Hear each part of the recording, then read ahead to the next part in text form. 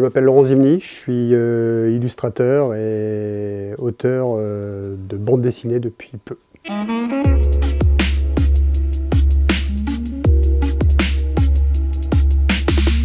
Avant d'être auteur de bande dessinée, j'ai été architecte et graphiste, illustrateur pour les architectes pendant à peu près une vingtaine d'années. Ce qui m'a amené à la BD, une série d'accidents en fait, mais toujours un désir d'avoir toujours voulu faire ça. Et l'occasion s'est présentée il y a 3 ans maintenant. Le plaisir de faire de la bande dessinée, en effet, c'est vraiment une liberté de travailler sur ses projets, d'imaginer ce qu'on a envie d'imaginer. À la différence de l'architecture, c'est aussi une discipline qui est intéressante dans le sens où, en fait, si ça marche, c'est un plaisir total parce qu'on récupère, en plus d'avoir du plaisir d'avoir fait, on va dire le plaisir d'avoir fait plaisir au lecteur. Si ça ne marche pas, on peut s'en prendre qu'à soi-même. En architecture, on peut trouver toujours des excuses. Ce n'est pas forcément un travail, ce qui est produit par une seule personne de A à Z. Le plaisir de la bande dessinée, c'est que c'est une histoire personnelle, entre guillemets, ou en duo avec le scénariste. Mais c'est quand même un travail vraiment introspectif, autant dans le dessin que dans la façon dont on va choisir le cadrage, parce qu'on a plein, sur une seule page, sur la première page de cette même BD, avec le même scénariste, un dessinateur va avoir une autre vision.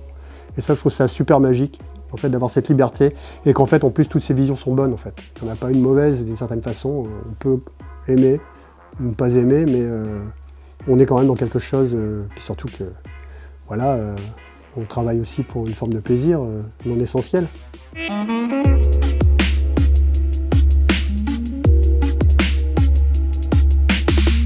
La première publication qu'il va y avoir, c'est un projet d'une histoire courte qui est faite dans le cadre de la revue Casier, qui est un collectif de dessinateurs qui sont installés sur Brest. Le projet principal sur lequel je suis en train de travailler, en fait, c'est un album de 92 pages pour Dargaud, que je co-signe avec Jean-Marc Lenné au scénario.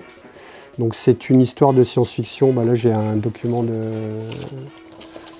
travail, en fait. C'est ce qu'on appelle communément du pulp, donc une histoire qui se passe dans les années 60, avec des robots, des nazis et beaucoup d'aventures. Entre-temps, donc un nouveau projet aussi pour la revue Casier qui sera livré pour le mois de mai.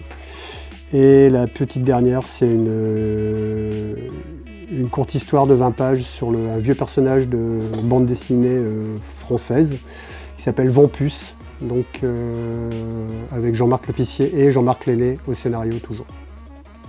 Donc ça, j'ai pas de délai pour le moment, on va dire dans 1 an, pour terminer cette histoire qui sera intégrée dans un recueil avec d'autres auteurs qui travailleront aussi sur ce personnage. Je dessine essentiellement en numérique, même 100% numérique. Tous mes croquis, mes découpages sont faits à la main.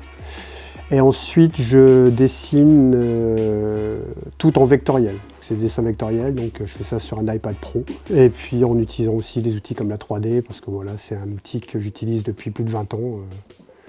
Je vais presque aussi vite à faire de la 3D qu'à dessiner, donc peut-être même plus. Donc voilà, je me sers beaucoup de ça. Et là, pour les prochains projets, je me suis mis au fusain. Donc c'est un projet, j'ai envie de revenir à une technique très traditionnelle et assez brute.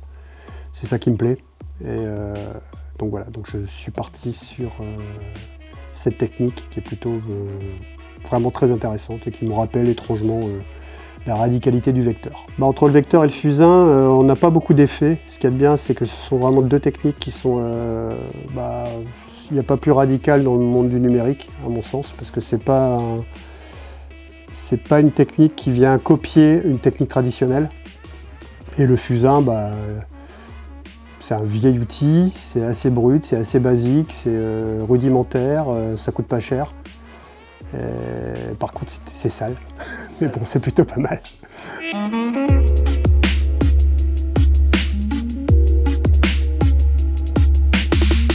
J'ai plusieurs projets, dont un vieux projet personnel que je traîne depuis des années, là, maintenant 2 ans, qui est un projet de polar, une adaptation de roman d'un auteur américain, que j'aimerais bien faire seul, donc, mais je me sens pas prêt du tout. Déjà une adaptation, c'est un peu spécial, Donc je ne sais pas vraiment si je vais le faire seul, mais en tout cas c'est un projet qui me tient à cœur et que je pense que j'attaquerai. Après avoir bouclé le projet avec Dargo, j'aimerais commencer à storyboarder, en tout cas préparer le dossier sur un premier chapitre en fait. Parce que c'est un livre qui a une particularité, c'est qu'il est segmenté de chapitres très courts qui sont à chaque fois des micro-histoires. Donc je pense que je dois m'attaquer à un chapitre au premier, qui permet de faire une petite histoire finie aussi, et ce qui ne me déplaît pas. J'ai du retard, moi ça fait 20 ans que je n'ai pas fait de BD. Moi. Il y a un autre polar qui est j'ai 2 projets en cours qu'on m'a proposé, donc un western de SF, avec un autre dessinateur, alors ça c'est un peu compliqué. Donc j'ai fait les premiers essais, on verra bien, on a le temps donc, pour ça. Et l'autre c'est aussi un polar qui se passe dans l'Espagne des années 80, une sombre histoire d'un trésor volé d'un guitariste un peu foireux, voilà, qui est un guitariste de flamenco qui se trouve embarqué dans le monde punk à Barcelone. Donc ça peut être assez marrant, donc ça c'est à suivre, c'est aussi en cours.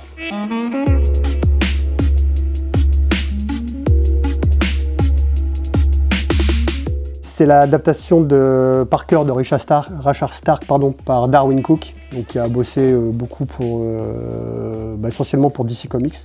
Il y a pas mal d'adaptations sur les super-héros et il s'est attaqué au roman de Richard Stark. Et pour moi, c'est vraiment un dessin cash, radical. Il a vraiment choisi une technique vraiment très brute, avec ses découpages à l'américaine. C'est pas vraiment. Il s'amuse avec des codes simples de la bande dessinée, le gaufrier, les panoramiques. Pour moi, c'est un super truc parce que ça gesticule pas dans tous les sens. Il se débrouille avec des cadres simples et en tout cas, moi, c'est une référence. La colorimétrie aussi, c'est toujours de la bichromie.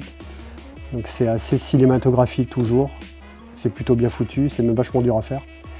Et voilà, pour moi, c'est un personnage qui a une capacité de synthèse aussi de ses décors, de ses personnages, des actions. Ce que je trouve assez rare dans le monde de la BD.